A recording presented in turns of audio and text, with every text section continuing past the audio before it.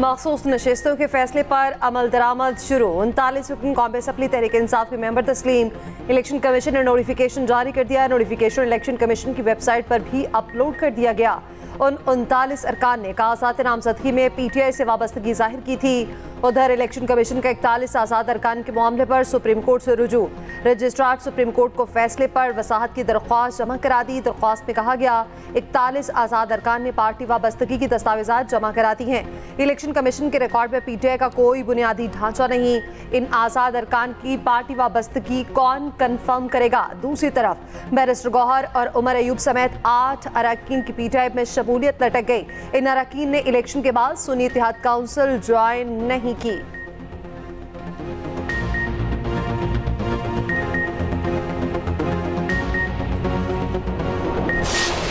फैसला इम्प्लीमेंट हुआ, Pakistan Tehreek Insaf parliamentary party बन गई और इंशाल्लाह पाकिस्तान तहरीक इंसाफ बहुत जल्द इस पार्लियामान की लार्जेस्ट पार्लियामेंट्री पार्टी बन जाएगी। हमारे MNAs को दबाने का सिलसिला आज भी जारी है। आज भी उनके घरों को ताले लगवाए गए हैं, आज भी उनके घरों पे रेड हुए हैं, आज भी उनके बिजनेसेस पे रेड हुए हैं। ये लाकानूनियत हमेशा के लिए इंशाल्लाह ताला खत्म होके रहेगा। तहरीक इंसाफ पार्लिमानी पार्टी बन गई। चेयरमैन PTI बैरिस्टर गौहर कहते हैं मुखालिफिन ने PTI पर पाबंदी लगाने का कहा। मुल्क भर से हमारे अरकान असेंबली की तस्दीक हो गई। हम 4 ऐवानों में पार्लिमानी पार्टी बनकर उभरेंगे।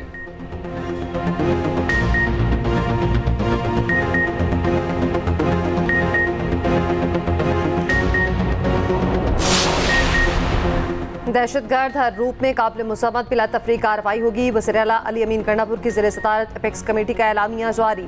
एलामिया में कहा गया बनू वाक़े की अदालती इंक्वायरी के लिए अदलिया को दरख्वास्त दी जाएगी। हुकूमत भी इंक्वायरी करके जिम्मेदारों का तयन करेगी।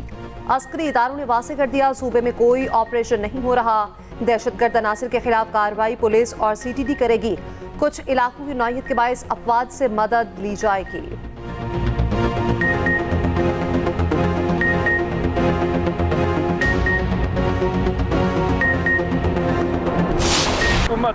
मरियम नवाज हुकूमत, इनके तो छक्के छुटके हैं, ये डूब गई है। यही वजह है तैयारी करें नए जनरल इलेक्शन की। नए जनरल इलेक्शन होंगे तो मुल्क तरक्की करेगा। हुकूमत डूब चुकी, कौम नए इलेक्शन की तैयारी करे। नए इलेक्शन होंगे तो मुल्क तरक्की करेगा।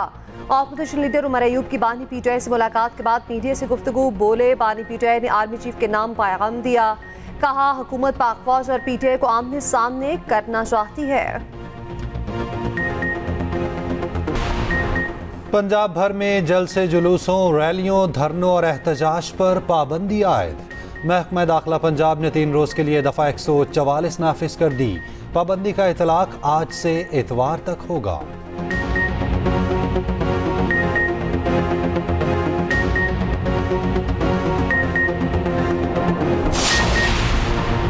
जमात इस्लामी आज इस्लामाबाद में धरना देगी। अमीर जमात इस्लामी हाफिज नईम कहते हैं बिजली के बिलों ने आवाम की जिंदगी अजीरन कर दी। हुकूमत धरने के रास्ते में रुकावटें डालने से गुरेज करे। उधर जमात इस्लामी के सेक्रेटरी जनरल अमीरुल अजीम के घर पर छापा। पुलिस ने ड्राइवर को गिरफ्तार कर लिया। खैरपुर तामेवाली से 8, भावलपुर से 3 और हसन अब्दाल से 4 ओहदेदार गिरफ्तार।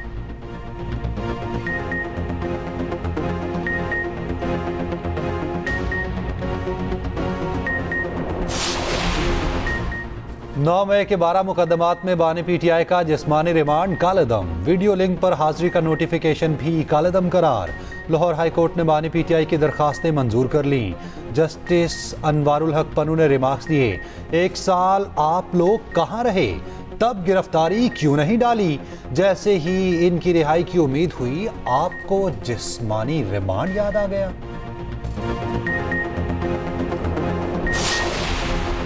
खैबर पख्तूनख्वा बिलकसूस जमशुदा इस्लाह की तरक्की अव्वलीन तरजीह है। वज़ीर आज़म की खैबर पख्तूनख्वा के कौमी सूबाई असम्बली के अरकान से मुलाकात में गुफ्तगू। खैबर पख्तूनख्वा के मसाइल के हल के लिए नायब वज़ीर आज़म की सरबराही में कमेटी कायम। उधर वज़ीर आज़म की ज़ेर सदारत प्राइम मिनिस्टर यूथ प्रोग्राम से मुतालिक इजलास। नौजवानों को यकसा रोजगार के मौके देने के लिए मरबूत राह अमल तैयार करने की हिदायत।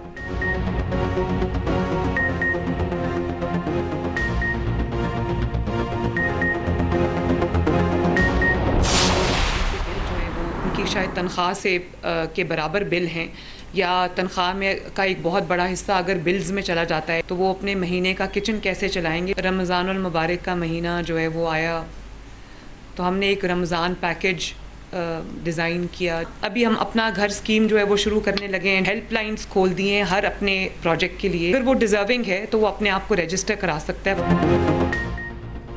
बिजली के बिल आवाम के लिए बड़ी मुश्किल बन गए। लोगों की तनख्वाह का एक बड़ा हिस्सा बिल्स की मद में चला जाता है। वज़ीर आला मरियम नवाज ने पंजाब सोशो इकनॉमिक रजिस्ट्री मंसूबे का इफ्तिताह कर दिया। तकरीब से खिताब करते हुए कहा, अपना घर स्कीम शुरू कर रहे, चाहते हैं डाटा दुरुस्त हो ताकि रिलीफ सिर्फ हकदार को मिले। रमज़ान रिलीफ पैकेज देते हुए अंदाज़ा हुआ डाटा दुरुस्त नहीं। शिकायत मिली, रमज़ान पैकेज गरीबों की बजाय डेरों पर गए।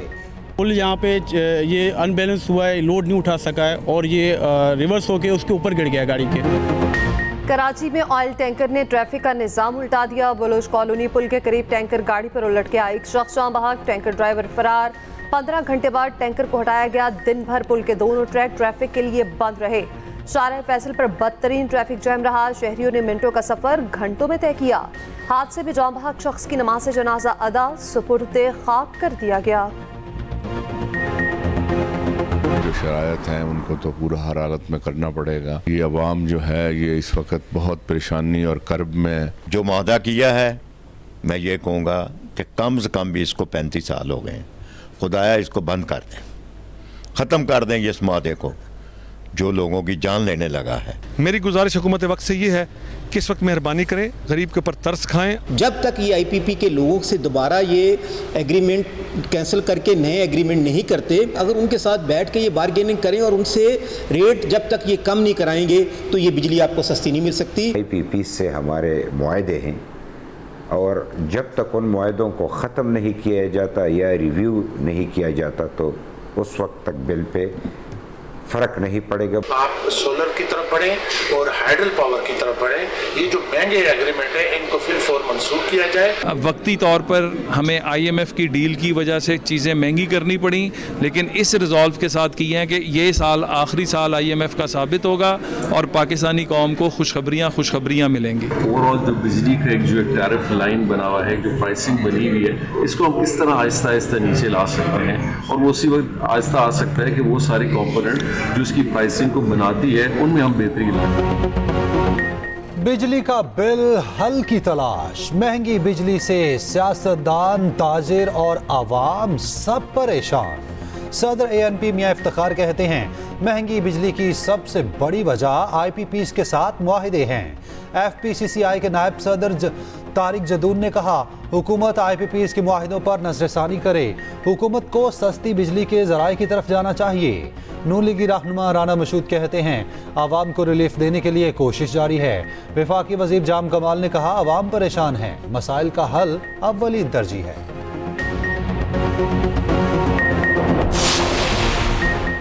कराची में हाइड्रेंट माफिया बेलगाम।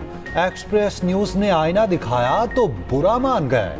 हाइड्रेंट माफिया का प्रोग्राम गिरफ्त की टीम पर हमला, टीम को यरगमाल बनाकर तशद्दुद का निशाना बनाया, जान से मारने की धमकियां।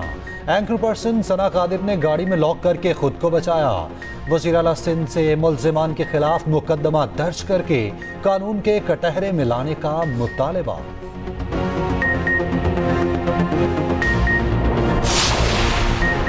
अमेरिका की भागदौड़ नौजवानों को सौंपने का वक्त आ गया। जो बाइडन के इंतखाबात से दस्तबरदारी के बाद कौम से खिताब, कहा कामिला हैरिस में मुल्क और पार्टी को मुत्तहिद रखने की सलाहियत है।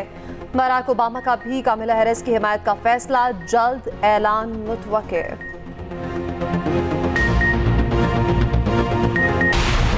समुद्री तूफान गैमी ताइवान से टकरा गया। 240 किलोमीटर फी घंटे की रफ्तार की हवाएं। हादसा में 2 अफराद हलाक, 200 से ज्यादा जख्मी हुए। तंजानिया का परचम बरदार कार्गो जहाज डूब गया। फिलिपाइन के समंदर में 15,000 टन तेल ले जाने वाला जहाज भी डूब गया।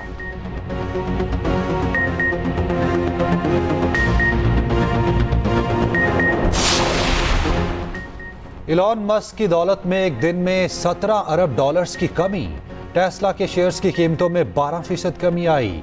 इलॉन मस्क बददस्तूर दुनिया के अमीर तरीन शख्स।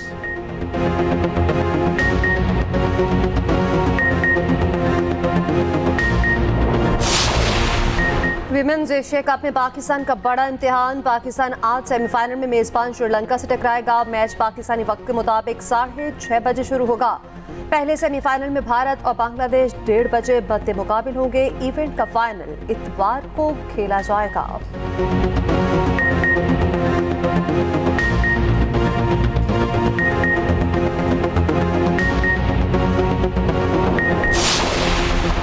पेरिस ओलंपिक्स में कांटे के मुकाबले 3 बार की गोल्ड मेडलिस्ट घुड़सवार शार्लेट डिजॉर्डन इवेंट से बाहर।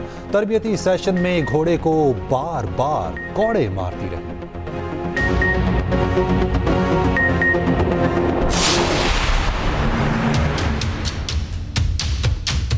खेलों की दुनिया का सबसे बड़ा आलमी मेला पेरिस में सजेगा। मेडल जीतने की दौड़ में 206 मेंबर ममालिक के 10,714 एथलीट शरीक होंगे। स्पोर्ट्स के 329 इवेंट में मेडल्स के लिए खिलाड़ी तन, मन और वचन के साथ अपने जोश और जज्बे के रंग दिखाएंगे।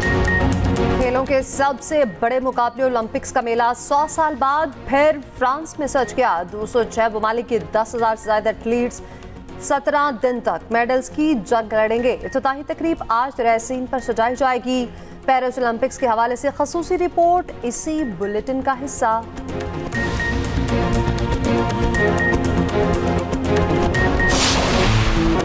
उर्दू के मारूफ जासूसी नावल निगार इब्न सफ़ी की 44वीं बरसी। उनके जासूसी नावलों का एक ज़माना गिरवीदा रहा। इब्न सफ़ी ने मजमूई तौर पर 245 नावल लिखे। और मोहब्बत और साजिश के गिर्द घूमती कहानी एक्सप्रेस एंटरटेनमेंट का नया ब्लॉकबस्टर सीरियल कैसी है ये रुस्वाई स्क्रीन पर आने को तैयार। ड्रामा सीरियल कैसी है ये रुस्वाई की पहली किस्त आज रात 8 बजे एक्सप्रेस एंटरटेनमेंट पर नशर होगी।